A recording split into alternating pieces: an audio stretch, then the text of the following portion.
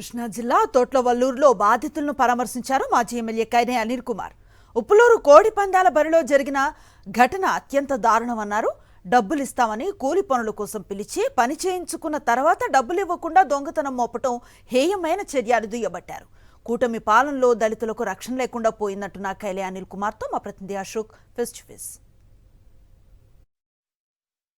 పండుగ వేళ కోడి పందాల బరిల వద్ద పనుల కోసం పిలిచి ఎవరైతే కూలీలు ఉన్నారో వారందరిపై కూడా తీవ్రంగా దాడి చేసిన ఘటన తీవ్ర కలకలం రేపిందని చెప్పుకోవచ్చు. అయితే ఈ దాడిలో ఎవరైతే బాధితులు ఉన్నారో వారిని మాజీ ఎమ్మెల్యే అలాగే వైఎస్ఆర్సీపీ రాష్ట్ర అధికార ప్రతినిధి కైలే అనిల్ కుమార్ కూడా పరామర్శించిన పరిస్థితి. సరే, ఈ ఘటన సంగతి చూస్తుంటే చాలా దారుణమైన విషయంగా మనం భావించవచ్చు. వాళ్ళందరూ కూడా అనేక రకాలుగా ఇబ్బంది పడిన పరిస్థితి. ఎట్లా ఉంది సార్ దీన్ని చూస్తే? అంటే మనం ఎక్కడ నివసిస్తూ ఉన్నామా, లేకపోతే అడవిలో నివసిస్తున్నామా, లేకపోతే తోట్లవల్లూరు కృష్ణా జిల్లా అత్యంత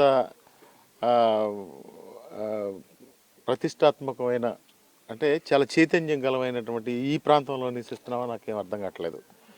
ఎంత దారుణంగా అంటే ఆటవిక పరిపాలనని గుర్తు చేస్తూ ఉంది కూటమి ప్రభుత్వం.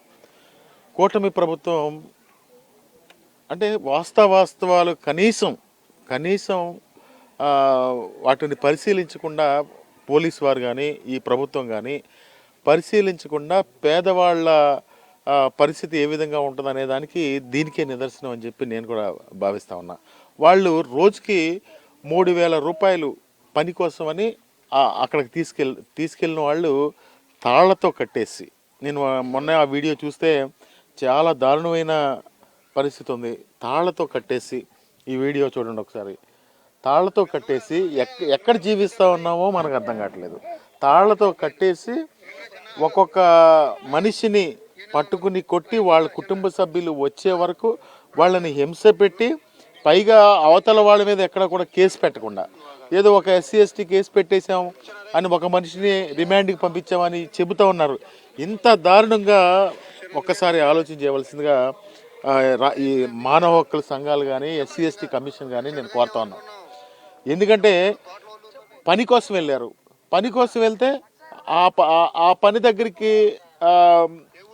వీళ్ళు పని దగ్గరికి వెళితే వాళ్ళని తాళ్లతో కట్టేసి వాళ్ళని అనుమానించి వాళ్ళని విపరీతంగా కొట్టి, తెల్లవార్లు కొట్టి, ఒకళ్ళని రైలు పట్టాల మీద పడుకోబెట్టి, ఒకళ్ళని లారీ కింద తెల్లవార్లు పడుకోపెట్టి, మళ్ళీ వీళ్ళ కుటుంబ సభ్యులు వస్తున్నారంటే పక్కన వేల్పూర్ తీసుకెళ్ళి ఎంత దారుణంగా 24 గంటలు మనుషుల్ని బాధించి గొడ్డును బాదినట్టు నిజంగా గేదెలని కూడా కొట్టరేమట్లా. అంత దారుణంగా వాళ్ళని ట్రీట్ చేస్తే కనీసం ఈ ప్రభుత్వం ఇప్పటి వరకు పట్టించుకునే పరిస్థితిలో. తక్షణం ప్రభుత్వం కనుక స్పందించకపోతే మాత్రం ఖచ్చితంగా వైఎస్ఆర్సీపీ పార్టీ బాధితుల పక్షాన నిలుస్తుంది. వారికి న్యాయం జరిగే వరకు కూడా పోరాడతాం. మరొక 2 రోజుల్లోనే వైఎస్ఆర్సీపీ నిజ నిర్ధారణ బృందాన్ని తీసుకొచ్చి బాధితుల తరపున పోరాటాన్ని కూడా కొనసాగిస్తామని చెప్పి కైలే అనిల్ కుమార్ స్పష్టమైన సమాచారం ఇస్తున్నారు. అలాగే ప్రభుత్వానికి ఒక హెచ్చరికను కూడా ఇచ్చిన పరిస్థితి కనబడుతుంది. కెమెరా పర్సన్ వెంకట్తో అశోక్, సాక్షి టీవీ, తోట్లవల్లూరు నుంచి.